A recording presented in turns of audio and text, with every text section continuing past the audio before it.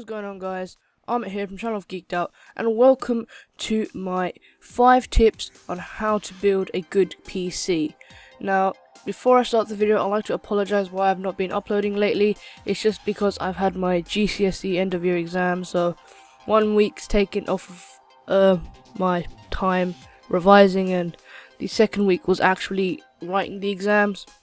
But now we've got a week's holiday, and I can possibly put a few videos up on the channel. So today's video is basically explaining how to build a good computer and 5 tips explaining how.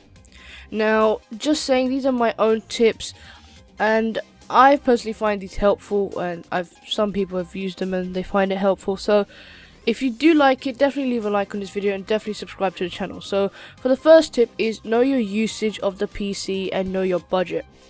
Now, firstly, when I say usage, I mean, what are you going to use the PC for? Is it going to be office work? Is it going to be workstation use, video editing, photo editing, or just plain gaming? Now, this is just so you know what parts to buy. You get an idea what parts you should buy. And like, some people are using PCs for office work, for example, but since they don't know anything about a PC or like computers and the internal parts, they've got the most expensive CPU, like a 5960X and like 2 GTX 780 Ti's, but they're not going to game on it, just doing office work. So that's kind of stupid, but I don't blame them because they don't really know a lot about the actual internal parts of a computer itself. So that's basically going to help you know what parts you should buy and like what you're aimed to use your PC for. And secondly is the budget.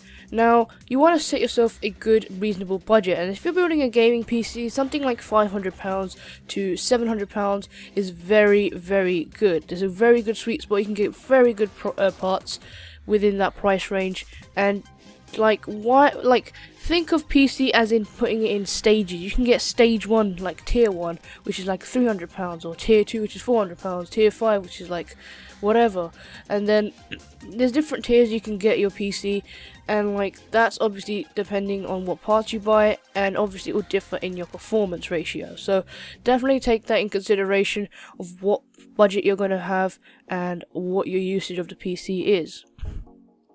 Tip number 2 is know how to build a computer. Now, this is basically knowing your role on what you're going to do when you're building a PC. Now, you want to know how to build a computer, and you want to know the internal parts. Get to know your internal parts of the computer and all that type of stuff. So one recommended thing I'll do is definitely, if you already have an OEM computer, do not do this if you have a laptop. But if you have like an OEM desktop, open it up and check the inside components. Now, quick safety regulation here.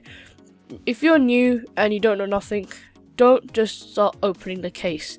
Now, first thing I'll do is definitely turn the computer off, obviously, and take every single cable off. Now, if your power supply at the back has a switch, turn it to 0 and then press the power button once. This will basically take out every bit of power that's left in your computer. And then what you can do is just open the case up and look at the internal components, look at diagrams online, and like look at the internal parts and identify the parts, remember them. So what's your graphics card, where's your CPU placed, what's your motherboard, this and that. You really get to know. Watch videos online from like Linus Tech Tips or Carrie Holzman, for example, on how to build a computer, different types of build guides, different types of build logs, or maybe look at build guides at your price. Check out the channel, like my channel. I've got various build guides.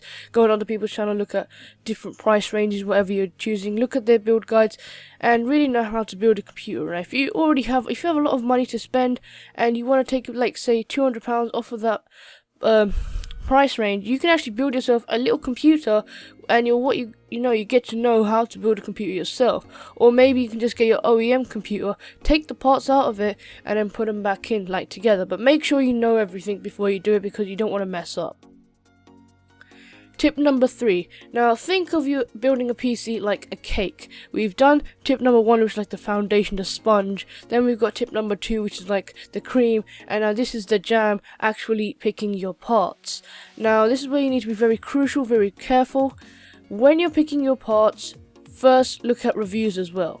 Now, don't just go, I like this part, it's expensive, I'm going to buy it. No, look at how it performs. Look on YouTube, look at this part and select your favorited game. Or look at your FPS per dollar. Look at the game and look at the price of the graphics card, for example. So what I would do is I would look at the graphics card price, for example £200.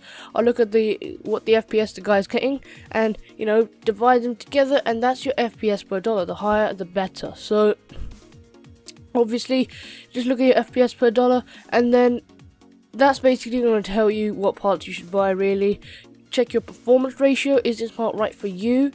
Are you actually going to be taking advantage? Are you getting full optimized performance, optimal performance for your money as well? That's known as bang for your buck. And make sure nothing is bottlenecking.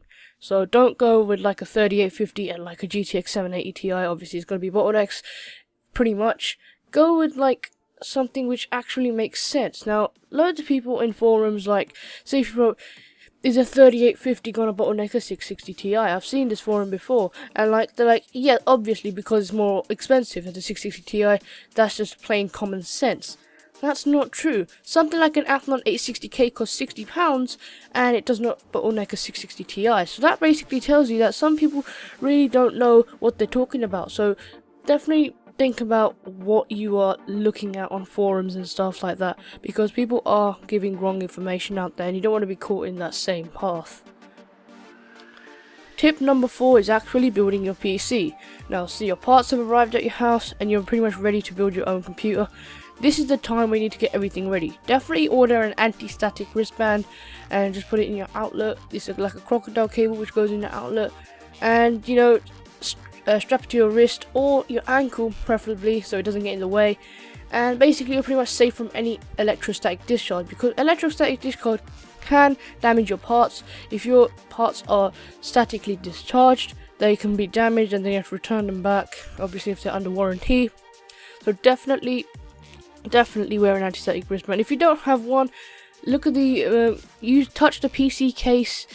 Don't touch a fridge. I know it's metal, but still just touch the PC case. Anything which is metal, but I recommend the PC case. Just touch the PC case from the inside or outside, wherever there's metal, and then you're basically grounded. And do not work on a carpet surface or near cats or anything like that, because obviously they're going to produce static.